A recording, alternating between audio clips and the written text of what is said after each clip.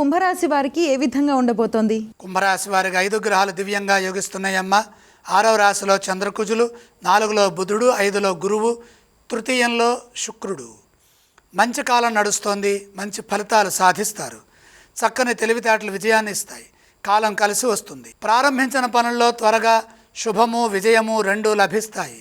వ్యాపారపరంగా అభివృద్ధిని సాధిస్తారు. నూతన ప్రయత్నాలు సఫలమవుతాయి. విశేషమైన తెలివితేటలు మీ సొంతమవుతాయి. దేనికి వెనకడుగు వేయొద్దు. ఉత్సాహంగా వ్యవహరించాలి. ఇప్పుడు తీసుకునే నిర్ణయాలు మీ జీవితానికి ఎంతగానో ఉపయోగపడతాయి. ఆత్మవిశ్వాసంతో నిర్ణయాలు తీసుకొని వాటిని అమలు చేయండి. పలు మార్గాల్లో గుర్తింపు లభిస్తుంది. ఉద్యోగంలో కూడా మేలు జరుగుతుంది. ఆర్థిక పరంగా కలిసి వస్తుంది. సాహసోపేతమైన నిర్ణయాలు ధర్మబద్ధంగా మేలు చేస్తాయి. పెట్టుబడులు లాభాన్ని ఇస్తాయి. ధనాన్ని వృద్ధి చేసుకునే వీలు కలుగుతుంది.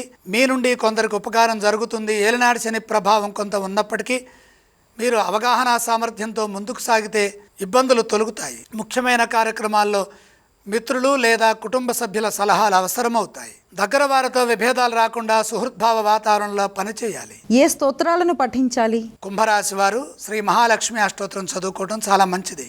ఈ రాశి వారు ఏ ఆలయాలను సందర్శిస్తే శుభ ఫలితాలు కలుగుతాయి? లక్ష్మీ అమ్మవారిని దర్శించడం ఉత్తమం. ఈ రాశి వారు ఏ దానాలు చేయాలి? దానాలతో పని లేదు.